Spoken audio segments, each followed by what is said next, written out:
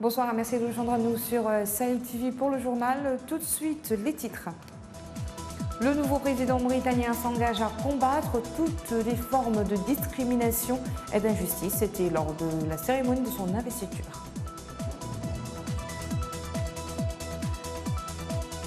Première passation de pouvoir en Mauritanie, 2 présidents élus. Retour sur la cérémonie d'investiture du président Mohamed Cheikh El Ghazouani.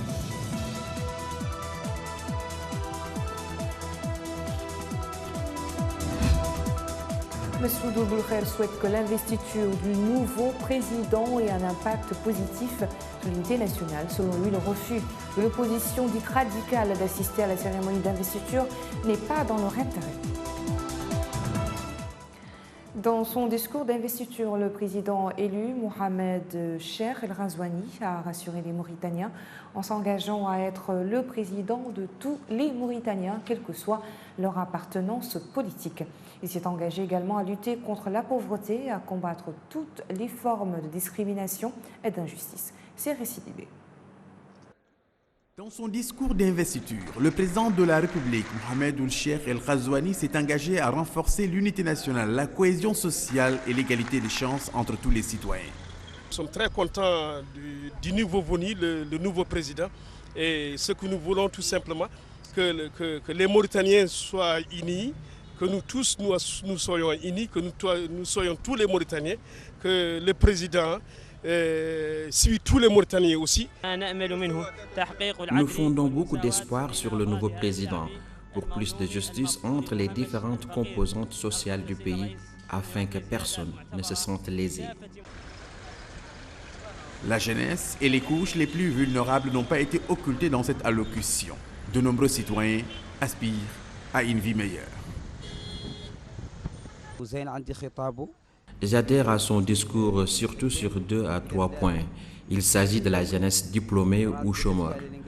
Je veux dire que la jeunesse attend beaucoup du nouveau président. Nous voulons que le nouveau président fasse de la lutte contre le chômage, la pauvreté, l'une de ses priorités, mais sans oublier de rétablir la justice sociale. Ce premier discours du président élu, Mohamed Ould Cheikh El Ghazouani, se veut rassurant. Il ressasse l'ensemble des préoccupations et attentes légitimes des citoyens. Après ce diagnostic pertinent, le nouveau chef de l'État est attendu dans la mise en œuvre de son projet de société. Le président du parti APP, Messoud Boulkhair, a indiqué à Sahel TV qu'il souhaite que l'investiture du nouveau président mauritanien, Mohamed Cheikh El Ghazouani, soit une bénédiction qui ait un impact positif sur l'unité nationale, l'ancrage de la démocratie et la redistribution équitable des richesses. L'ex-président de l'Assemblée nationale a également appelé Ould Ghazouani à rester à l'écoute du peuple mauritanien. Sur le refus de l'opposition radicale d'assister à la cérémonie d'investiture, Messoud Boulkhair estime que ce n'est pas dans leur intérêt, ajoutant que si la victoire électorale de Mohamed Cheikh Ghazouani a été contestée par l'opposition, elle a été reconnue, dit-il, par le peuple et par les institutions du pays. La passation de pouvoir entre le chef de l'État sortant et le nouveau président élu vient concrétiser l'alternance pacifique au pouvoir en Mauritanie, selon les observateurs. Après 10 ans au pouvoir, le président Mohamed Abdelaziz passe la main à son successeur et président élu Mohamed Cheikh Ghazouani Hamaoula Jagana pour le retour sur l'investiture. La passation de pouvoir entre le président élu Mohamed Ould Cheikh Ghazouani et le président sortant Mohamed Ould Abdelaziz vient de donner un élan positif à la démocratie mauritanienne selon les observateurs. Un événement historique selon certains citoyens qui ont assisté à la cérémonie d'investiture d'hier. La démocratie en Mauritanie, comme partout, est un processus. Il est lent, il prend son temps, il a un cheminement qui peut durer très longtemps, il finit un jour par aboutir à ce que nous avons, nous, pays africains, de fondamental, c'est-à-dire la transmission pacifique des pouvoirs. Et nous sommes en train de vivre un moment historique. Je le vis personnellement avec tellement d'émotion, mais je le vis avec tellement de bonheur et de plaisir. Je suis tellement content de voir mon pays, moi qui étais favorable pourtant à une autre situation, de voir mon pays vivre un moment particulièrement historique. D'autres qualifient l'événement comme la journée de la démocratie car Pour la première fois dans le pays, on assiste à une passation de pouvoir entre deux chefs d'État élus démocratiquement. Aujourd'hui, je peux dire que c'est la journée de la démocratie en Mauritanie, puisque là, on est en train de renforcer le régime démocratique en Mauritanie par une alternance politique entre un président élu et un autre président élu. Et les aspirations du peuple mauritanien sont de très grandes aspirations, notamment il y a des urgences concernant la justice sociale, concernant l'unité nationale et surtout concernant l'enseignement et l'enracinement de la démocratie en Mauritanie. Le discours d'investiture du président élu donne toutes les chances à l'optimisme. Le discours attendu tout à l'heure du président élu portera des réponses et des signes de réponse très positifs, très rassurantes pour le peuple mauritanien. Au-delà de la démocratie, les attentes des citoyens restent en tout cas nombreuses. Le président Mohamed Ould Cheikh Ghazouani n'a pas du temps à perdre. Il doit vite se mettre au travail pour honorer ses promesses de campagne. Le ministre mauritanien des Affaires étrangères et des Affaires islamiques plutôt et de l'enseignement originel, le chef de la mission officielle en charge du pèlerinage, Ahmed Daoud, a présidé aujourd'hui une réunion des responsables des missions scientifiques, médicales et information accompagnant les pèlerins. Une réunion sur l'évaluation de la première phase portant sur l'arrivée des contingents des pèlerins à Médine, leur séjour et leur transport vers la Mecque. Un centre pour la formation et les stages pour les hommes d'affaires mauritaniens relevant du Forum américano-mauritanien pour les affaires a été inauguré hier à Nouakchott.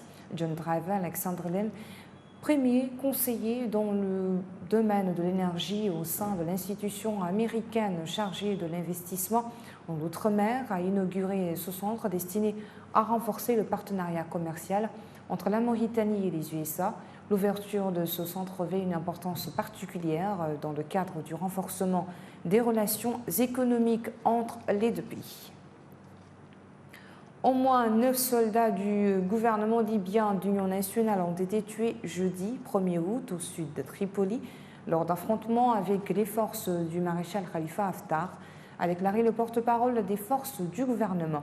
Le porte-parole a même souligné que les forces pro-gouvernementales libyennes d'Union nationale ont mené une opération spéciale dans les secteurs d'Al-Yamouk et Salaheddine en banlieue sud de Tripoli et ont repris le contrôle des positions d'importantes positions aux milices de Haftar. 6 combattants pro-Haftar ont été capturés selon lui.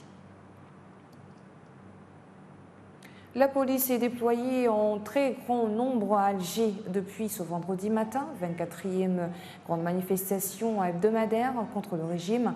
Aux environs de la Grande Poste, bâtiment au cœur d'Alger et lieu de rassemblement hebdomadaire de la manifestation, des centaines de policiers en civil et en uniforme sont déployés et des milliers d'autres sont visibles dans le centre-ville. Près de la Grande Poste, une dizaine de personnes auraient été arrêtées. Jeudi, une semaine après la mise sur pied par le pouvoir, l'instance nationale de dialogue, déjà contestée, a indiqué qu'elle allait entamer immédiatement ses consultations en vue de définir les modalités de la présidentielle devant élire le successeur d'Abdelaziz Bouteflika. Toujours dans l'actualité internationale, le secrétaire général de l'ONU, Antonio Guterres, s'est déclaré hier inquiet des tensions croissantes dans la région du Golfe et a appelé à un maximum de retenue, de crainte qu'une erreur de calcul mineure puisse conduire à une confrontation majeure. J'insiste sur la nécessité de respect des droits et des devoirs relatifs à la navigation dans le détroit Hormuz et les eaux adjacentes, conformément au droit international, a dit Guterres lors d'une conférence de presse au siège de l'ONU à New York. Le secrétaire général de l'ONU s'est également déclaré préoccupé par les frictions grandissantes entre les deux plus grandes puissances économiques mondiales, les États-Unis et la Chine. Nous devons tirer des leçons de la guerre froide et en éviter une autre, a-t-il dit. Le régime syrien et son allié russe ont cessé aujourd'hui leur raid sur les zones de la région d'Idlib en Syrie, dominée par les djihadistes, au lendemain de l'annonce d'une trêve par le pouvoir dans cette région meurtrie par 3 mois de bombardements quasi quotidiens. Jeudi soir, le régime de Bachar al-Assad a proclamé une trêve en la conditionnant à l'application d'un accord conclu en septembre 2018 entre la Russie et la Turquie pour créer une zone démilitarisée dans la région d'Idlib. Celle-ci doit séparer les territoires tenus par les djihadistes et les rebelles dans les zones alternantes contrôlées par le régime. Enfin, le navire humanitaire Open Arms a secouru dans la nuit de jeudi à vendredi 69 migrants au large de la Libye, après en avoir secouru quelques heures auparavant 55 autres, avec désormais 124 personnes entassées à l'ombre de bâches tendues sous le pont. Open Arms a mis le cap sous le nord, mais sa destination n'était pas encore claire. Voilà pour l'actualité de ce vendredi. Merci à vous de nous avoir suivis. Le rappel des titres. Le nouveau président mauritanien s'engage à combattre toute forme de discrimination et d'injustice. C'était lors de la cérémonie de son investiture. Première passation de pouvoir en Mauritanie entre 2 présidents élus. Retour sur la situation, la cérémonie d'investiture du président Mohamed Cheikh El Ghazouani. M. Boulkheir souhaite que l'investiture du nouveau président ait un impact positif sur l'unité nationale. Selon lui, le refus de l'opposition dite radicale d'assister à la cérémonie d'investiture n'est pas dans leur intérêt. Merci et très bonne suite de programme sur Sahel TV. Bonsoir.